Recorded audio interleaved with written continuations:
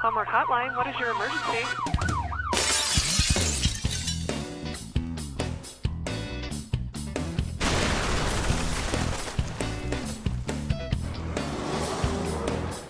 Hello everyone, and welcome to the Homework Hotline. My name is Nathan, and I teach math at Emily Griffith High School.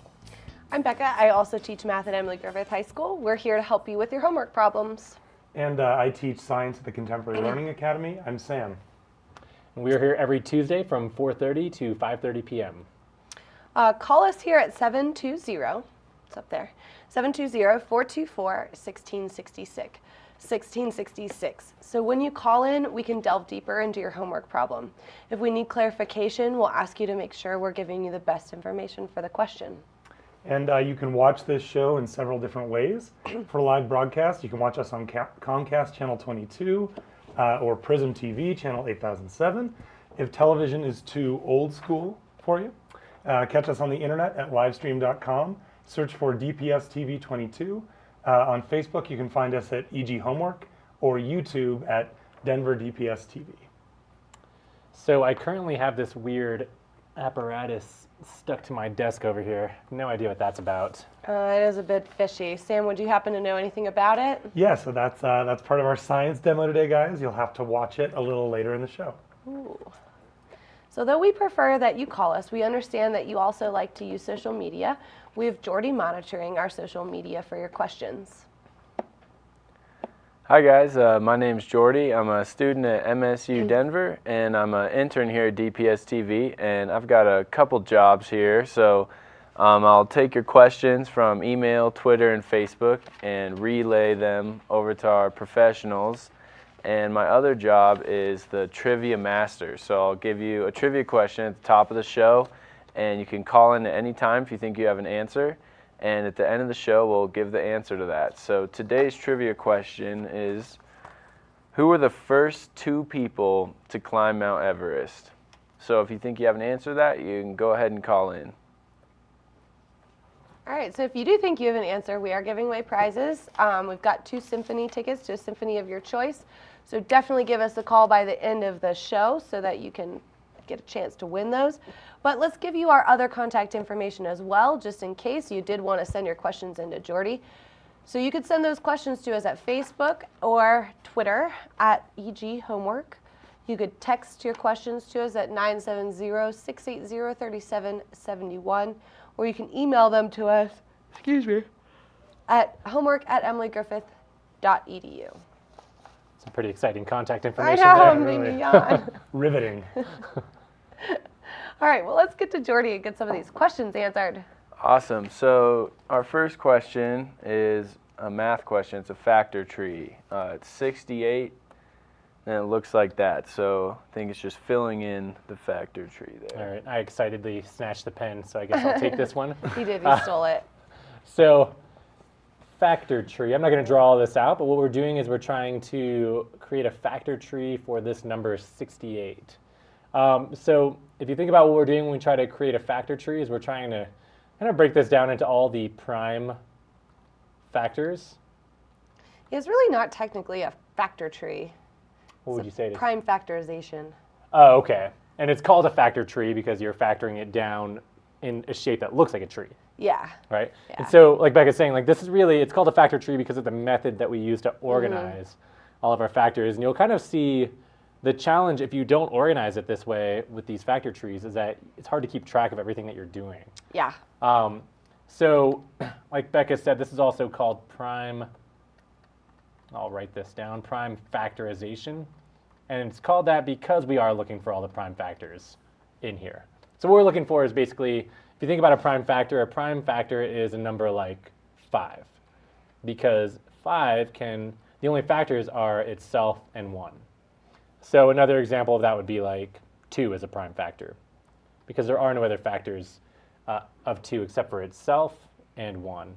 So like if I did 12, 12 is not a prime factor because we could do 1, we could do 12. Other factors are 2, 3, 4, and 6. So again, what we're trying to do is break this down into kind of very simple prime numbers.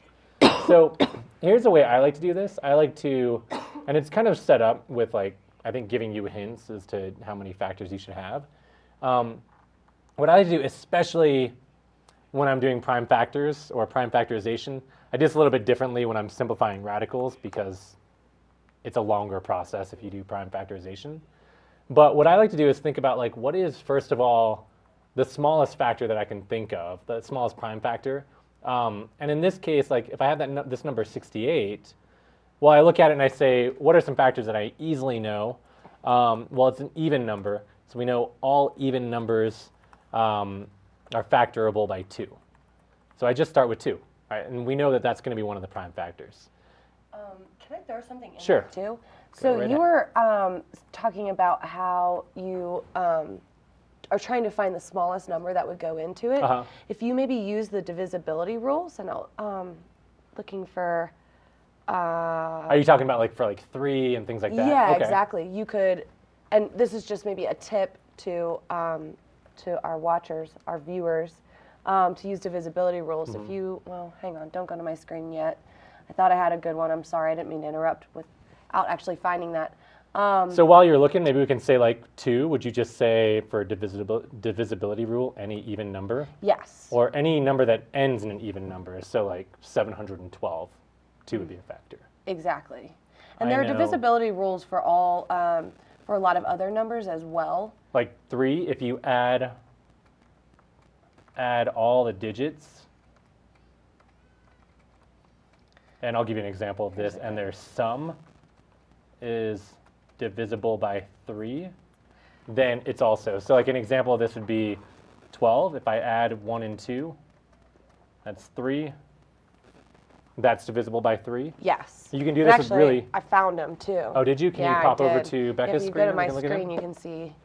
Here's some divisibility rules. Yeah, so these are always really helpful when you're doing like, especially bigger factors.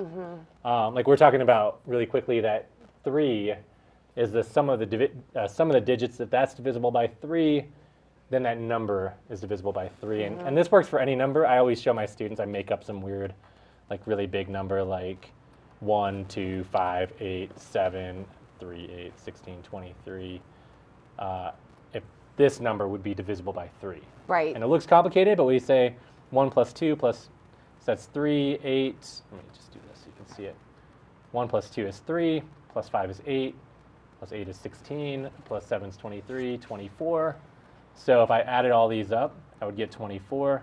That's divisible by 3. So this number would be divisible by 3. Yes. So what Nathan's talking about with finding that first factor that goes into it, divisibility rules that I just showed, those are some good clues to help you Yeah. find that first number. And it's kind of an algorithm, right? You're going to find the first number, and then you're just going to keep repeating, right? So you'll see Exactly. here, when I'm breaking this down, I'm going to say, okay, 2 is 1, so 68 divided by 2 is 34. So we're saying 2 and 34 are both factors. And then we walk through those again, right? We say, okay, it's an even number. If it wasn't, then we can add them up and see from here. When we break this down again, we know it's an even number, so it's divisible by 2. So 2 and 17. We could try some of those rules, and this is a good spot to try them. This is not an even number, so it is not going to be divisible by 2. And again, I'm only going to go through the first 2. We could add all the digits and say 1 plus 7 is 8. That is not divisible by 3, or not divisible in the sense you'll get a whole number. So that would not be 1. And we could test all these other rules, like if it were divisible by 5, it would either end in 5 or 0, and kind of work through that. But what you'll find is 17 is also a prime number. So right now we've already broken this down and we're done with this. We say that our prime factors would be 2, 2, and 17. A good way to check that too is to multiply together, go 2 times 2 times 17, Yep. and make sure that you get what you started with. Right, because all we've done is pulled out all the prime numbers that if we multiply them all together, we should get 68. Kind of just like breaking down the number, and you build it back up to see if we Yeah. get it back there. So hopefully that helps. But again, I think I'm glad that you pulled up those divisibility rules because that is a really good process to have. Yeah. And those are things like I don't like to teach students to memorize things. Those are so But helpful though. Sometimes Some like, things it's- are. Yeah. Worth it, and that one is worth it for sure. Okay, back to Jordy. All right, I got a science question for Sam. This one is, which mineral is harder, diamond or quartz, and why? Sure. Okay, cool.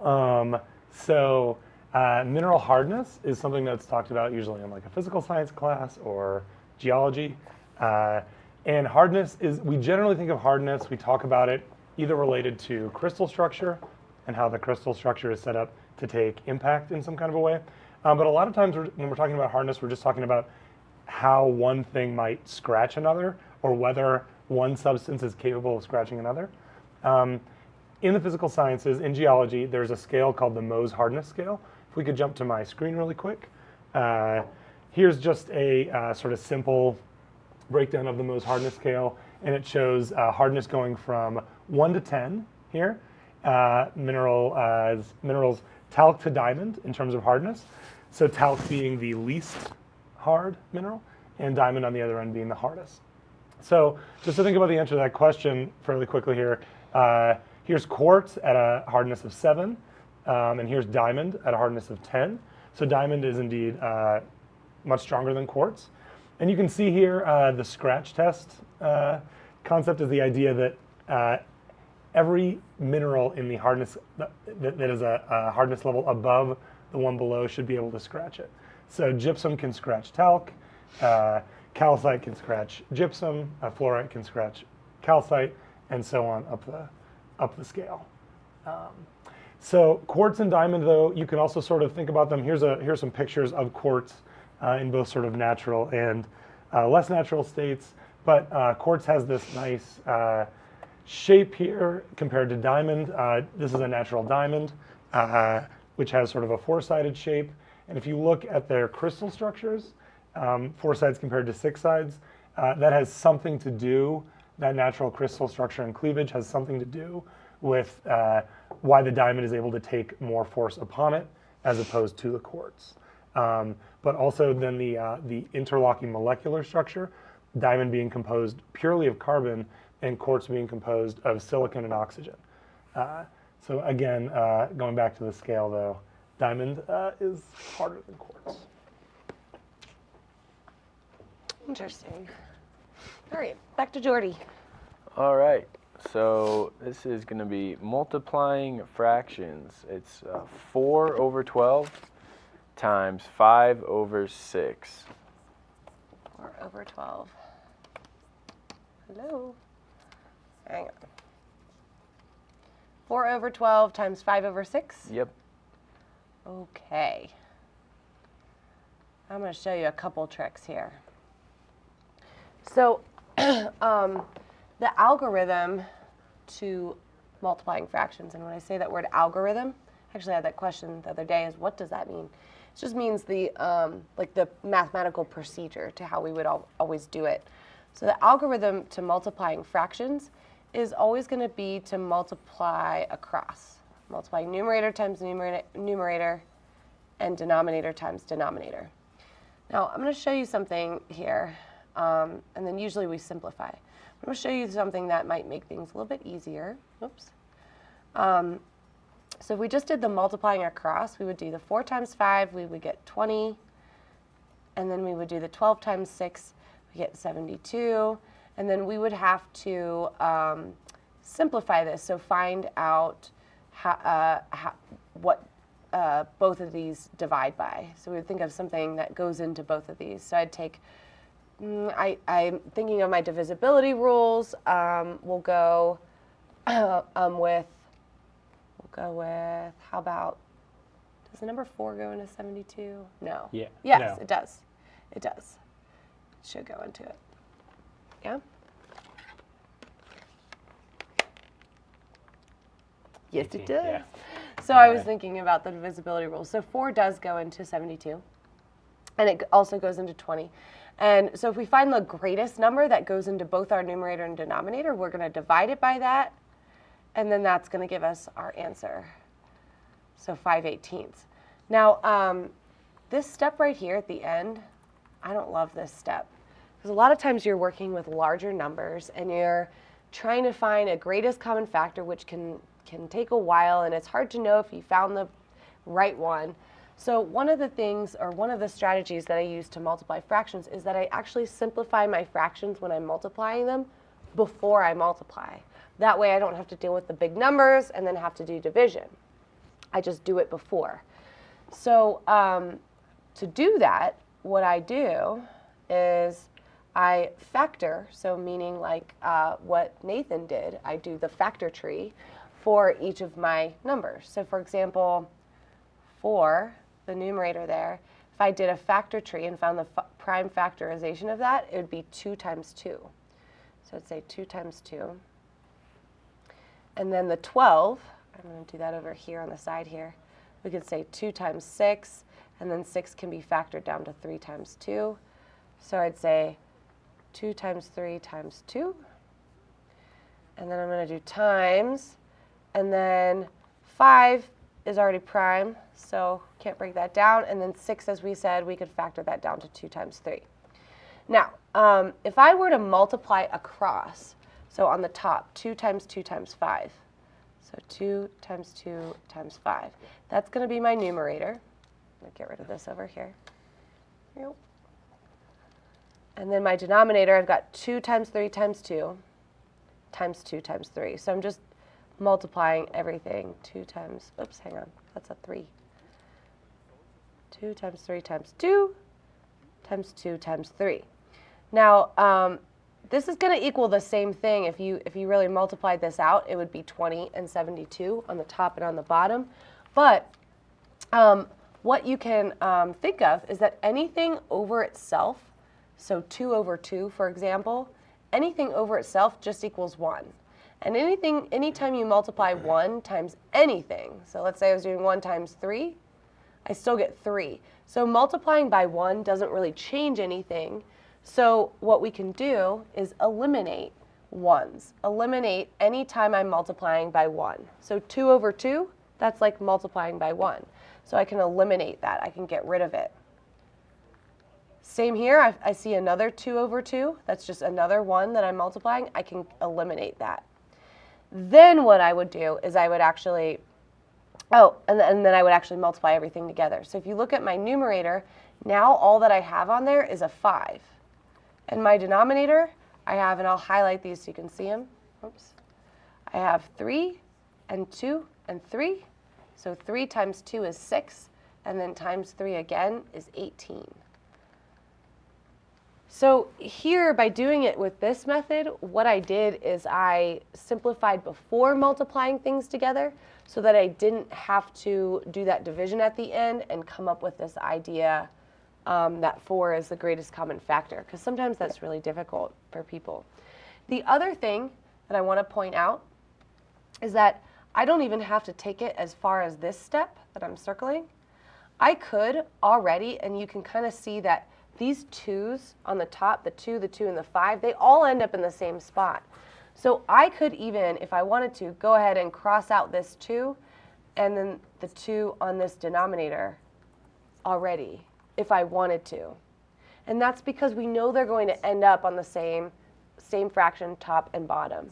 So I can eliminate that. I could also eliminate this 2 and this 2 before I even multiply across, still giving me the 5/18.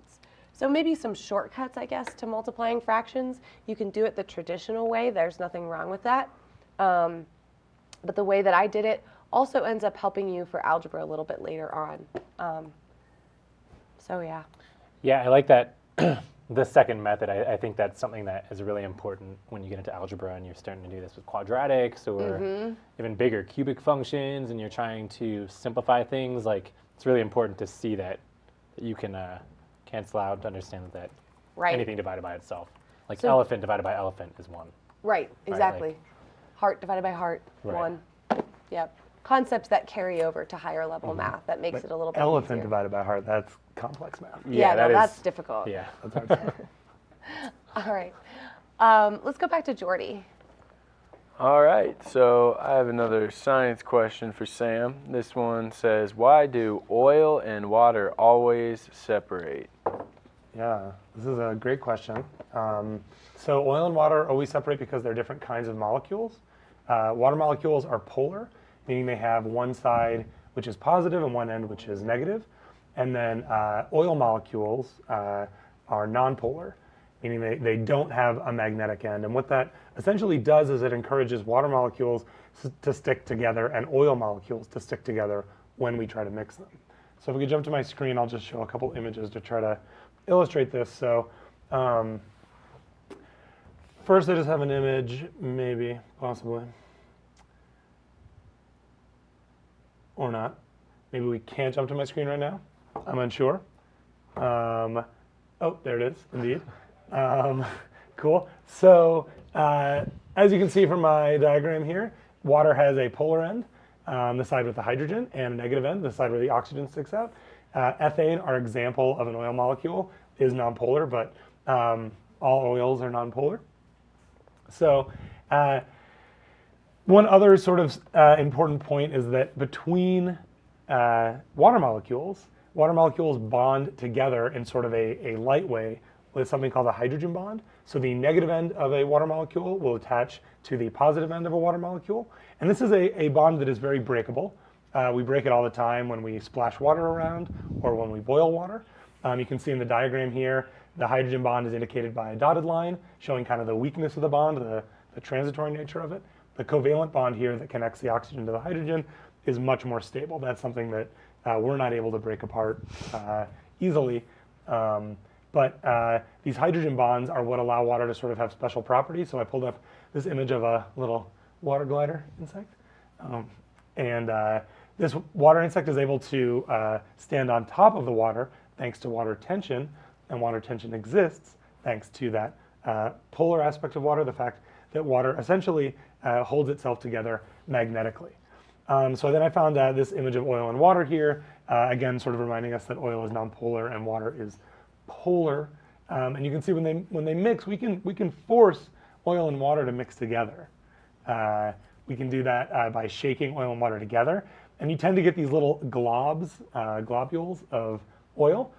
And what's essentially happening is you're forcing the hydrogen bonds to be broken, and you're shaking all these nonpolar oil molecules into the broken up water molecule mix.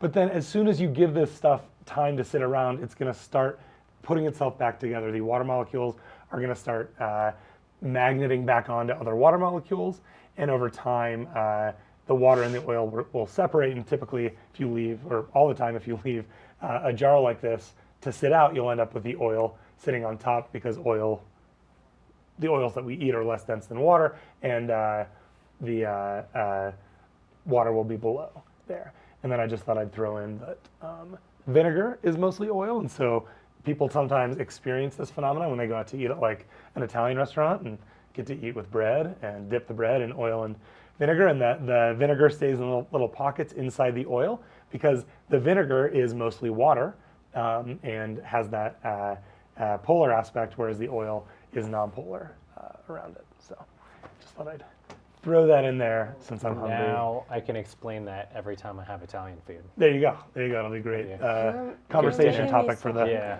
bread eating. But yeah, now you made everybody hungry. Thanks, I Sam. know. At least Becca has cheese in her future. She does.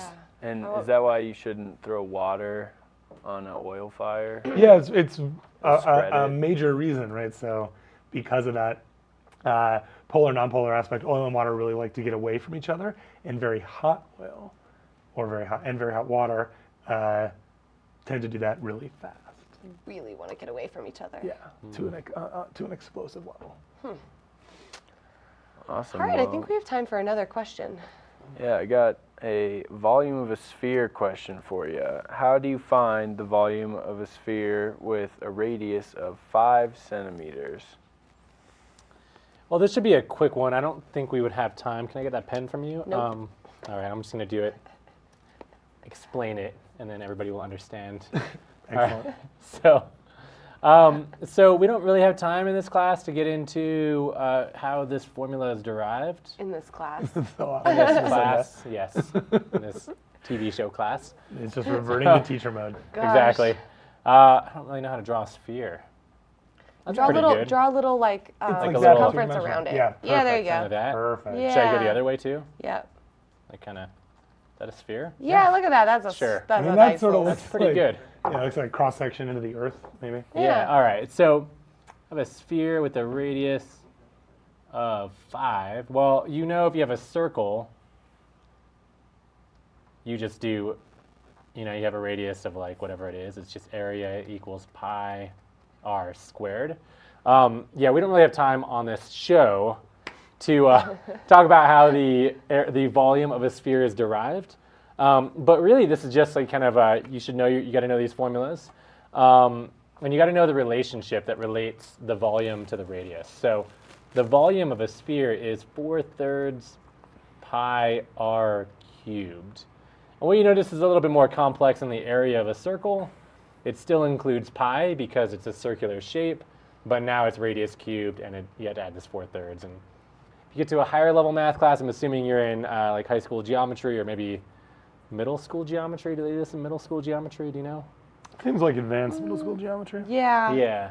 Definitely high school geometry. You're probably just given this formula. That's true, and you might have to. Well, we do it in Yeah. middle school. We do You derive it? the formula for circle in middle school. Oh, for circle, for For area of a circles. circle, Yes, but not but for not volume of a spheres. sphere. Right, I think that typically gets to know more calculus. Correct. So as you get a little further, you will learn how to derive it, but it's a bit more complicated than area of a circle.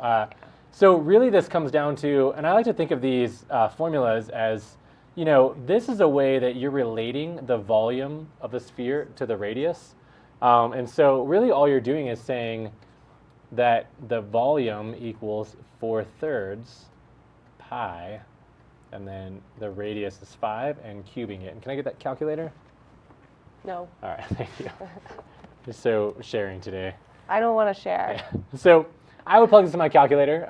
You could simplify this further and go volume equals 4/3 pi, 5 cubed is 125. And you can keep going. And if your teacher wants you to be very precise, I want to emphasize like precision, don't use your calculator typically, or use it very sparingly. So I could say, good thing we just talked about multiplying fractions. 4 times 125 is 500 divided by 3 pi. And using our rules of divisibility, we see 5 plus 0 is 5. That is not divisible by 3. So, I don't know, was this in inches?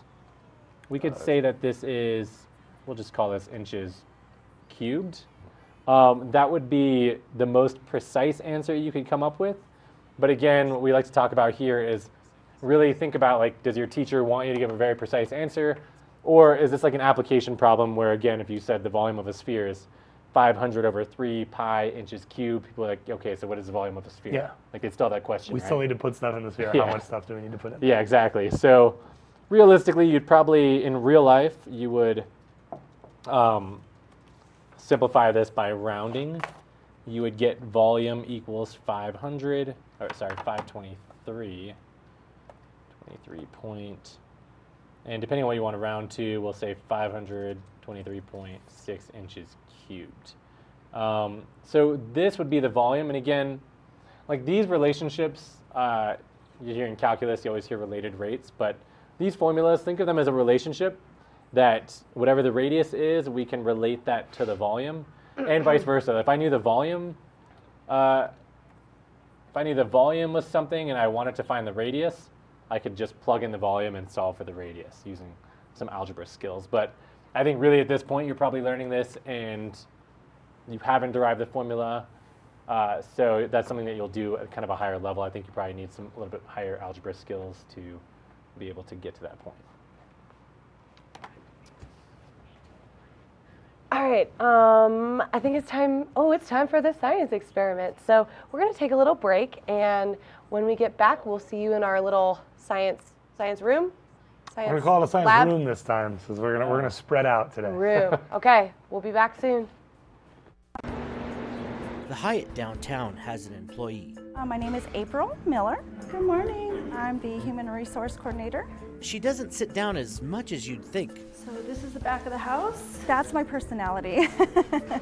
I like to be on the go. I like to wear it like that. Perking her steps sustains throughout the day, Okay, so some of our girls need some shirts. making sure employees are properly attired, attending to guests, So let's go over to the valet and I'll see if there's one. being friendly to staff. Hi, Visa. How are you? Good. April appreciates Hyatt employees, their value acknowledged with a party. I always love planning parties. I like the meticulous and organization of doing things. So, the event planning program was a good match for her brisk lifestyle. So I went back to Emily Griffith full time and took on a position at Hyatt Regency, working in the restaurant so that I can still, make a living wage and go to school at the same time. Like many, April discovered the broadness of the program. Everybody thinks that event planning is just for like weddings, and it's so far from that.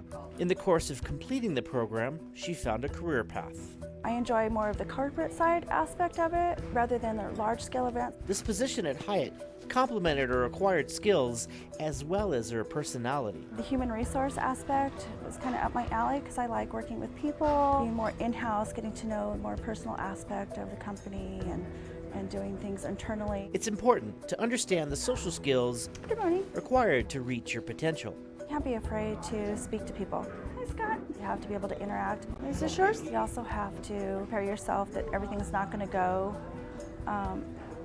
maybe as planned, so you always have to have a backup plan. Okay. Good advice from another successful graduate.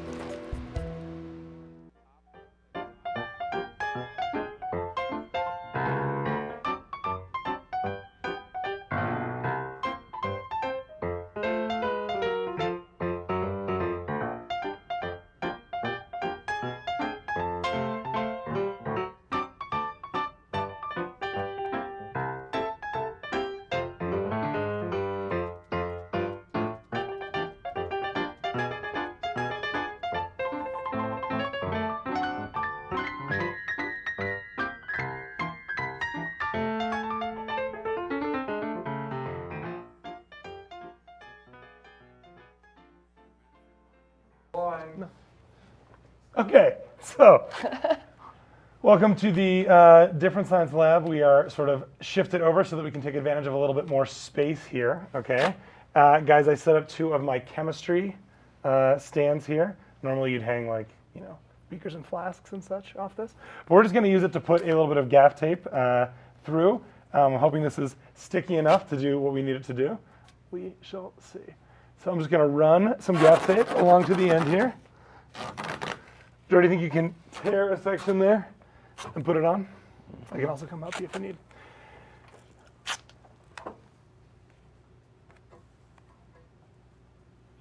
Beautiful. All right. So what we're going to be able to do with this, guys, is build a simple but also very cool wave machine. Oh. Yes, indeed. So in order to build this wave machine, we have barbecue skewers. Each of you get 10, although you're not going to need them all. All right.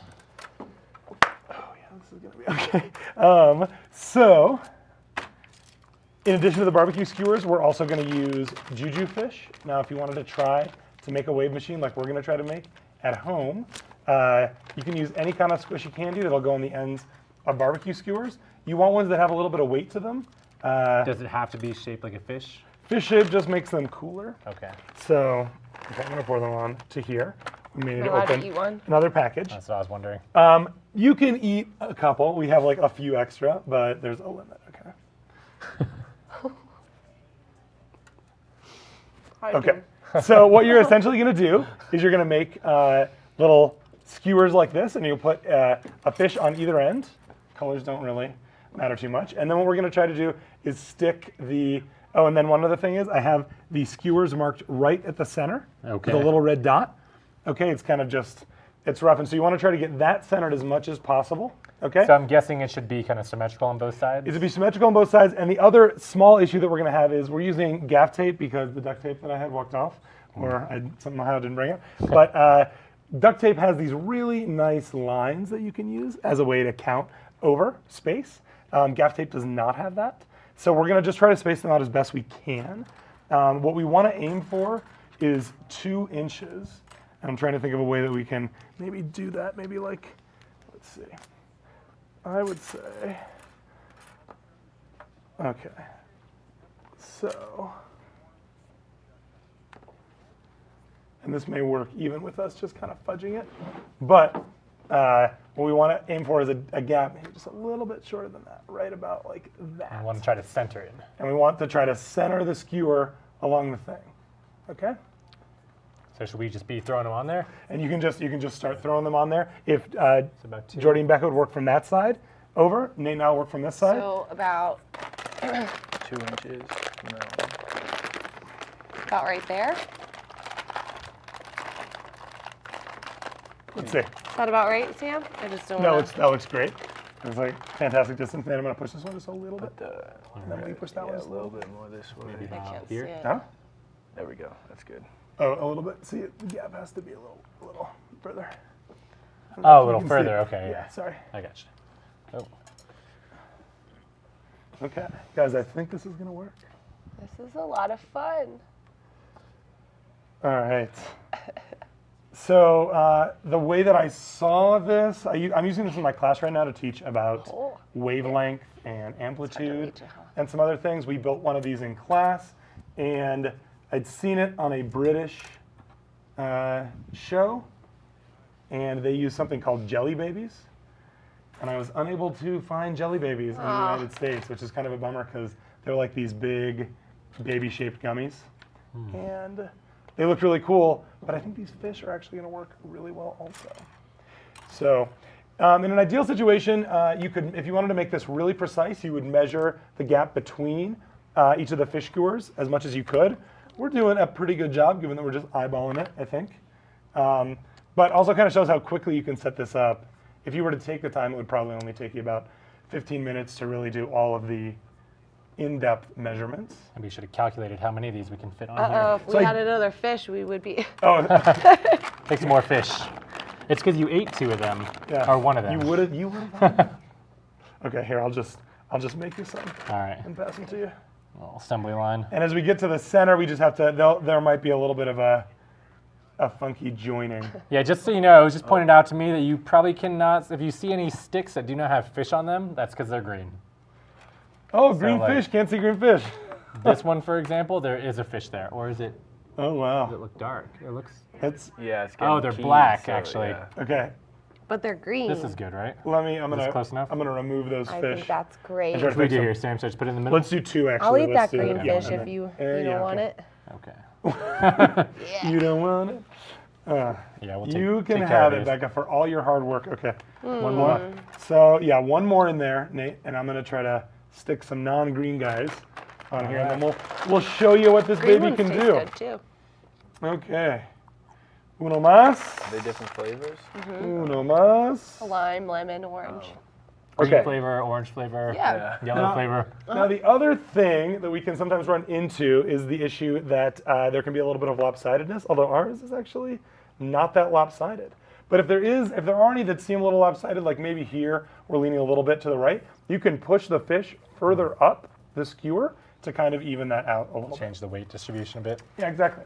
Okay, cool. So this is demonstrations of wave on a string, or waves on a string, I should say. It'll show interference of waves, which is a little bit complicated to see, but the really basic stuff that you're able to show are things like wavelength and amplitude. So are you guys familiar with what either wavelength? Let's start with wavelength. What's wavelength? Is that from a peak to a peak on a wave, It's the or distance. or a trough to a It's the trough? distance from peak to a peak. Okay. And so ultimately, the way that we vary wavelength is by varying how frequently we start waves. So a high frequency, lots of waves coming through, is going to should create a short wavelength. So let's see. First, let's maybe just see what a wave looks like here. Oh no. Okay. Oh, I see it. So it'll come now. This might not be quite as amazing as duct tape. We'll have to see. Oh, yeah, that kind of when it works. comes Oh, back. that's cool. And it kind of bounces back. Okay, let's give it a sec to kind of. All right. So let's see. So let me try to see if I can do a couple wave pulses here, and I'll do it like this. Oh, maybe like this. Okay, so and I'm actually almost Wow. creating a standing wave here with these guys, but these are sort of short wavelength waves, and if I were to do them a little bit less frequently, let's see if we can get them to stop. I should be able to create longer waves, and I don't know how visible that is. Maybe you guys can see Yeah. those sort of It longer looks waves. like it's moving slower. Absolutely, it does have the impression of moving slower. Interestingly, the speed of energy through a wave, like a medium, like this wave machine, should be the same no matter what the wavelength is, but it does give the appearance of faster, and it has to do with that frequency of how often waves come. Okay, and then you can also show amplitude, and I'm going to move this guy up. Maybe that'll help me a little here. But amplitude of a wave does anybody know? Height. Yeah, it's wave height, Yeah. exactly. So you can make tiny waves, So these aren't going up very much. right? And then if we kind of slow her down just a little bit here, we should be able to make some big waves. Let's see if I can do. And you can make these really long, and the ones we did in our classroom are probably twice as long as this. And so you ended up with really kind of neat wave patterns that you could get to go through. And just kind of a simple way to see waves in action. So cool looking. Yeah, pretty sweet, right? Let's see if I can maybe get one more standing wave. Do you guys know what a standing wave is? When it bounces back the same. Yeah, when I it don't know bounces how back to the same describe frequency, it, and I so guess. what you end up with is like the waves should stay in the same, In the same spot. in the same right? spot. So you should have peaks and troughs alternating in the same spots, and then what you call nodes, just the places where the fish should stay relatively still. Let's see if I can get it going.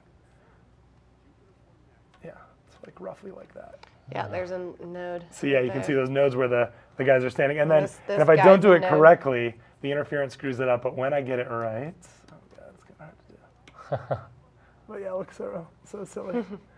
Anyways, kind of neat. And the other sort of fun thing about this is you can eat the fish. So. Yeah. Anyways, thank you guys for joining us for our last experiment before Christmas break. So exciting. Probably should have been Christmas themed, but it was waves themed. So go somewhere tropical, go to the ocean. We'll see you back in the Homework Hotline studio in just a minute.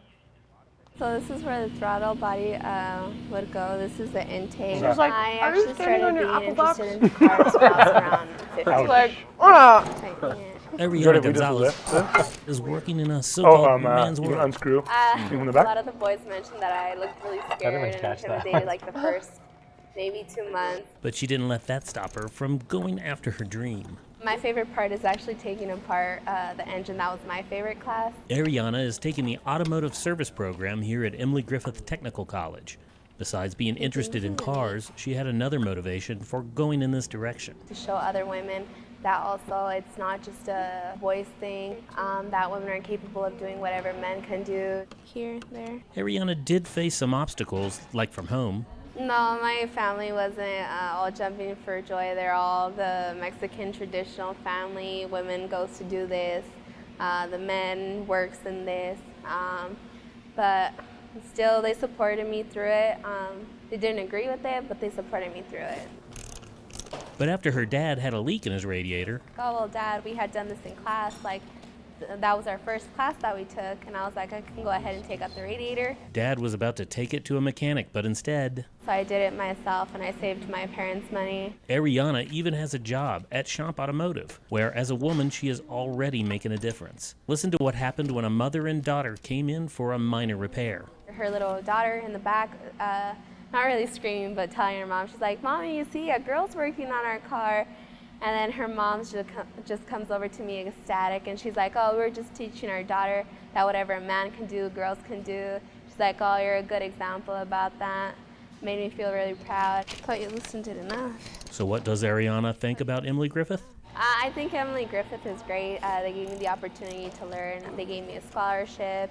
They gave me an instructor that helps me.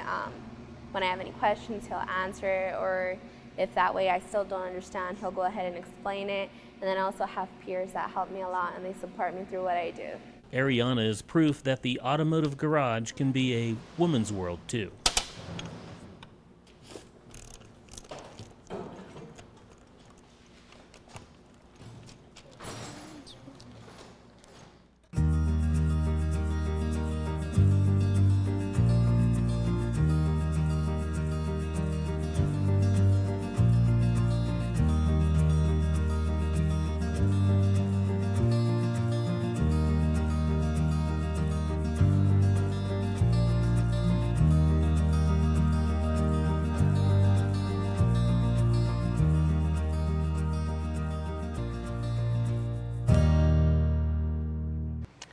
welcome back. Hopefully you enjoyed that. That was really cool looking. Yeah, it was. It comes out kind of neat. It's almost like an art project. If you could set up a permanent one that maybe wasn't made out of candy, permanently would be gross.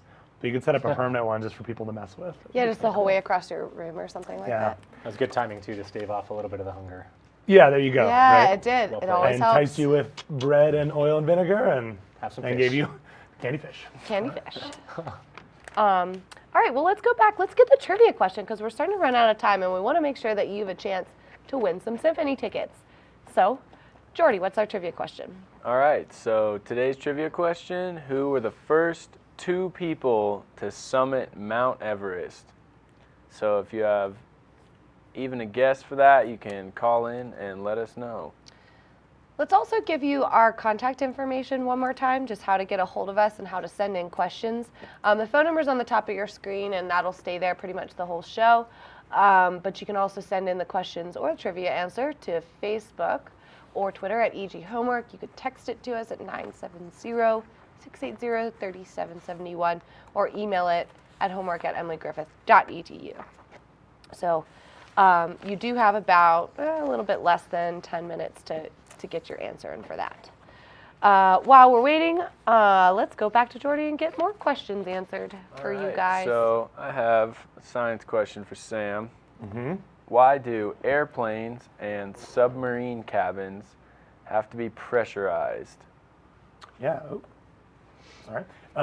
So when we talk about pressurization in airplane cabins and submarine, there might be a slight difference from what we're talking about, but let's just see. So in the case of airplanes, we think about pressurization.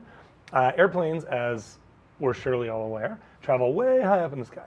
And there's a difference in the way that our atmosphere is close to Earth and far away from Earth. As we get further from Earth, there are less air molecules. There's fewer oxygen molecules.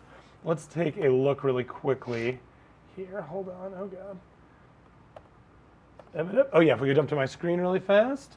I have a diagram which shows sort of a simplified view of a column of air going away from the Earth, showing sort of a lot of air molecules here close to the Earth and fewer as you get further away.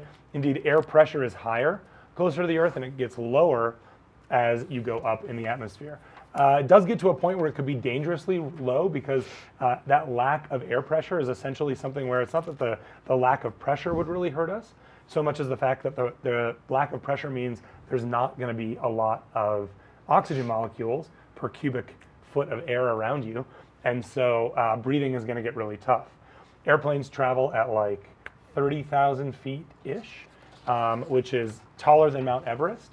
And you may be aware that folks who climb Mount Everest, I didn't even intend to relate that back to the trivia question, but there you go. Folks that climb Mount Everest often have to do the last segment with oxygen tanks.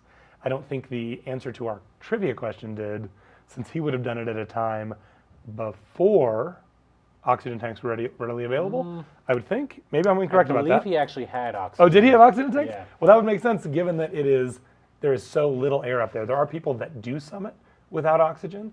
And the Sherpas that live out there tend to be better able to do that kind of a thing. Because they live at that high altitude, Right. so they're able to kind So of acclimated. acclimatize. Yeah. Right, exactly. And it turns out so and this sort of gets back to like why do we need oxygen? Why is not having enough oxygen a bad thing? And it's because not having enough oxygen means your blood won't have enough oxygen in it, meaning you won't carry enough oxygen to your vital organs and they won't be able to function because they need that oxygen to produce energy.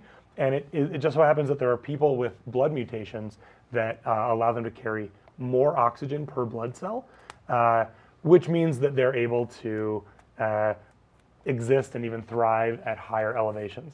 Although when we talk about 30,000 feet and above that, where I think some planes travel even higher than 30,000 feet, 35,000 or maybe even higher than that, and we're talking about places where you really need more air. So in these cabins of airplanes, we pressurize air. We sort of take air that might be molecules might be way spread out, and we pressurize them, put them back close together, and so we create a pressure that mimics or is close to what it is like on Earth, so that people can breathe and exist comfortably, even in a space where the pressure is very different. Now, it's essentially the opposite in submarines. Submarines are under a ton of pressure because, and literally tons and tons and tons of pressure, because of all the water on top of them, depending on their depth. The major deal with submarines is that they're going to need to have a hull and a construction system that allows them to withstand all of that pressure. There are amazing submarines that have been built to go up to extreme depths or down to extreme depths and withstand really intense pressures. But in the case of those situations, it would also be inside the cabins of those submarines, you would want to pressurize air so that it was similar to the air at, like, say, sea level, where most people live, so that people could exist in the submarine comfortably, even while outside. If they were to go outside, they would be crushed to death. So air pressurization is just really about making the occupants of a cabin comfortable and able to breathe. Airplanes and submarines really have different opposite pressure issues on the outsides to deal with. That's a good explanation. Oh, thanks. I liked it. Sometimes I do. Other times I don't, to be sure. But sometimes I do. Oh, come on, all the time. Sometimes not so much. All right, let's go back to Jordy All right. and see if we can't get another math question maybe. Yep, I got a math question for you guys. This is a word problem, and it says Nate went to the mall with $50. He spent $8 on lunch, $6 at the movies, and 15% of his remaining money was spent on basketball shorts. And there's a pair of basketball shoes he wants that are 50% off of $50. Will he have enough money for the shoes also? Okay. Interesting, and I'm sure you weren't aware, Sam, but Nate loves basketball. I did know that you love basketball, though. Nate, you seem to be a little bit of a spendthrift. I'm a little bit worried about he's going to the mall spending habits. I think maybe hold off on those shoes. Even if you do have the money, I'm going to say. Well, Nate has a credit card, so it doesn't really matter. He's got enough. But you have Nate's just gonna charge $50. Nate may You not only have have enough Future $50 Nate will on your worry credit about the card. cost. $50 on your credit card. Okay, could you read that one more time? I want to just jot down some information that you have real quick. Make sure I have it right. He went to the mall with $50. He spent $8 on lunch, $6 at the movies. Wait, so 8 at lunch, hang on, 6 at the movies. And after lunch and the movies, 15% of his remaining money was spent on basketball shorts. Okay. And then there's a pair of shoes that are 50% off, and they were originally $50. Will he have money for the shoes as well? Okay, so the shoes are 50% off of $50. Yeah. Oh, good question. I like this. I feel like this is a scenario that people do really run into, and one of the most common places that we can use math in our daily lives. At the mall. At the mall to shop. And to then I spend. take it back. A $6 movie, you were saving that. I'm not sure where Well, you found I went to a $6 matinee. movie. There you go. I was hoping to have enough for basketball. In 1995, is that when you Yeah, went to a exactly. where you went to a matinee? Makes sense. Okay, so I feel like we should just kind of play out this scenario with the $50 that Nathan has to start with. So first he spent $8 on lunch. So we're going to take this 50 minus 8. We're getting rid of that. So that means he's going to have $42 left after lunch. Then when he had these $42 left after lunch, he's spending $6 again on movies. So that's going to leave us with $36. So at that point, Nathan has $36 left. Then it says that he spent 15% of his remaining money on basketball shorts. So we need to find, so his remaining money at this point is $36. So we need to find out what what 15% of $36 is, so that we can find out how much these basketball shorts cost him.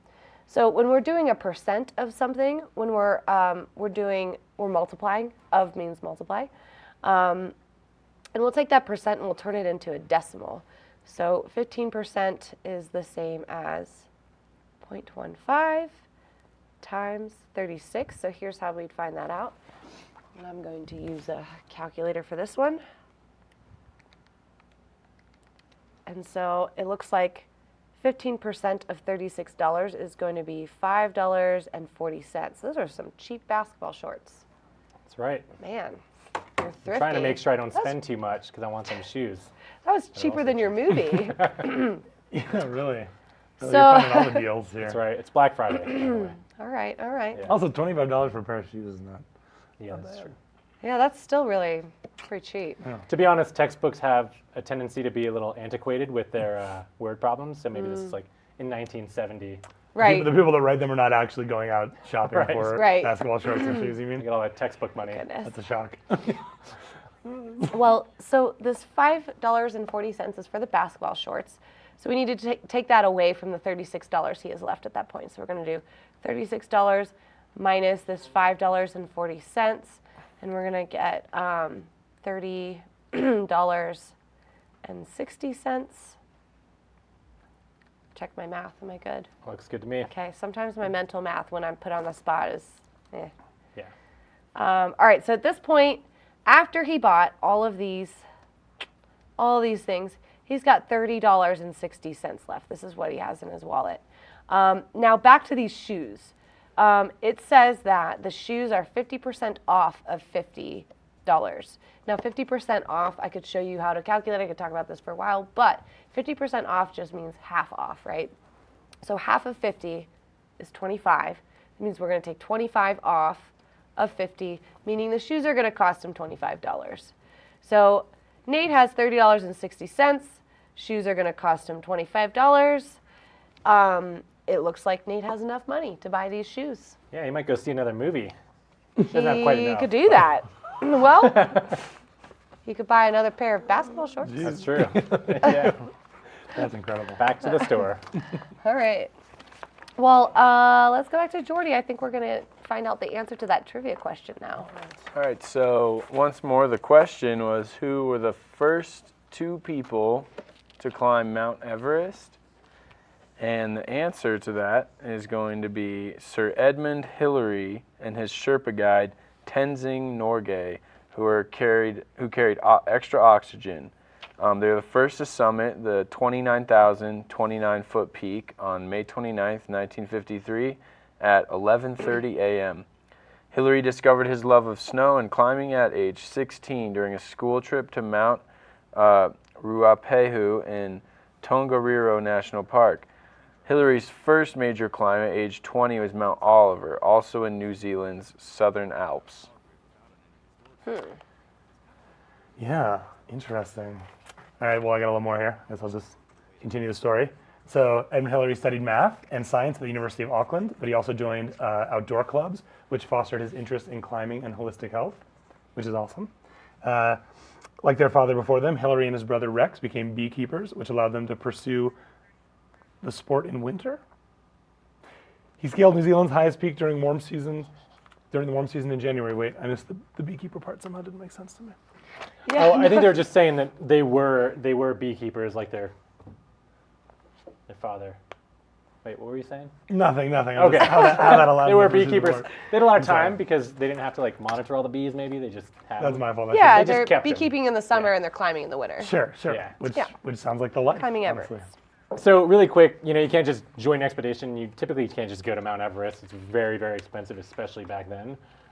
So just climbing that highest peak in New Zealand gave him credentials to join the British team. And interestingly, like this wasn't the first time they had tried. I think they said that was the 9th British expedition, the one that they finally summited. So multiple attempts. It's not an easy mountain to summit. No, and that's maybe a point made is they're not the first to climb Mount Everest. They're the first to summit Mount Everest. Right. Get to the top. A lot of people had tried. Yeah, absolutely. A lot of people do try all the time, Right. but not necessarily make it.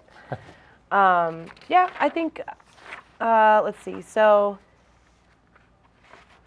yeah, I think it's time to go. Yeah, it's time to go. It is time to go. I was going to add more to it. I was like, I don't have enough time to do that. So, all right, well, we'll have to see you tomorrow. If you've got questions you didn't get answered, send them in. We'll be back live from 4:30 to 5:30. Catch you again later.